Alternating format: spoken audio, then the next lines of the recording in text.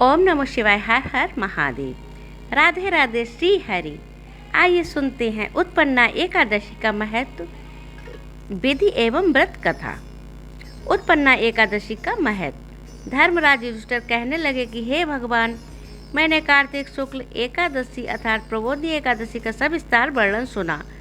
अब आप कृपा करके मुझे मार्गशीर्ष माह के कृष्ण पक्ष की एकादशी के विषय में भी बतलाइए।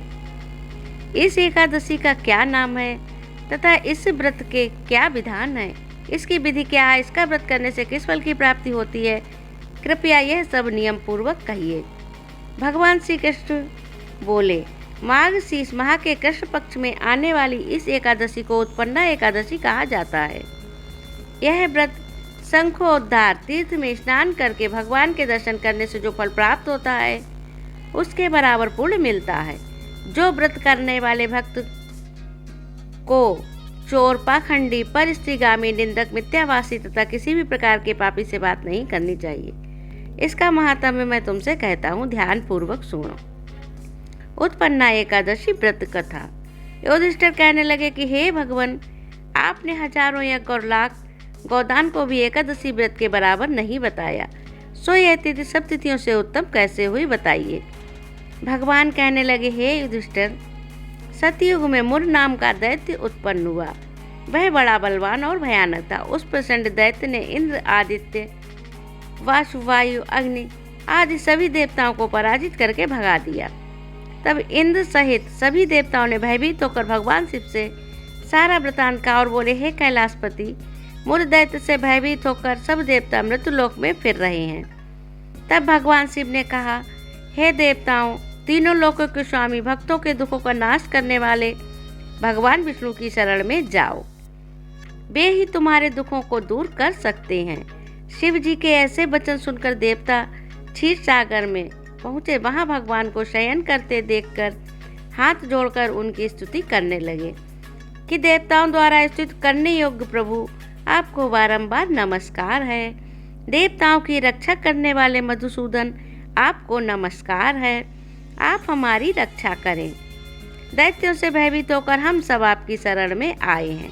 आप इस संसार के कर्ता, माता पिता, उत्पत्ति और पालन करता और संहार करने वाले हैं। सबको शांति प्रदान करने वाले हैं। आकाश और पाताल भी आप ही हैं। सबके पितामह ब्रह्म, सूर्य, चंद्र, अग्नि, सामग्री, होम, आहुति, मंत्र, तप, तंत्र, यजमान, यज्ञ, कर्म करता, भोक्ता भी आप ही हैं। आप सर्वव्यापक हैं। आपके सिवा तीनों लोकों में चर तथा अचर कुछ भी नहीं है। हे भगवान, दैत्यों ने हमको जीत कर स्वर्ग से भ्रष्ट कर दिया है और हम सब देवता इधर उधर भागे भागे फिर रहे हैं। आप उन दैत्यों से हम सबकी रक्षा करें। इंद्र के वचन सुनकर भगवान विष्णु कहने लगे कि हे इंद्र, ऐसा मायावी दैत्य कौन है जिसने सब देवताओं को जीत लिया है?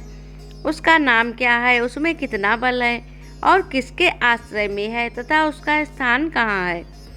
यह सब मुझसे कहो। भगवान के ऐसे वचन सुनकर इंद्र बोले, भगवान, प्राचीन समय में एक नाड़ी जंग नामक राक्षस था। उसके महापराक्रमी और लोक विख्यात मुर नाम का एक पुत्र हुआ। उसकी चंद्रावती नाम की नगरी है। उसी ने सब देवताओं को स्वर्ग से निकालकर वहां अपने अधिकार जमा लिया है। उसने इंद्र, अग्नि, वरुण, यम, वायु, ईश, चंद्रमा, नैऋत्य आदि सबके स्थान पर अधिकार कर लिया है। सूर्य बनकर स्वयं भी प्रकाश करता है, स्वयं भी मेघ बन बैठा और सबसे अजय है।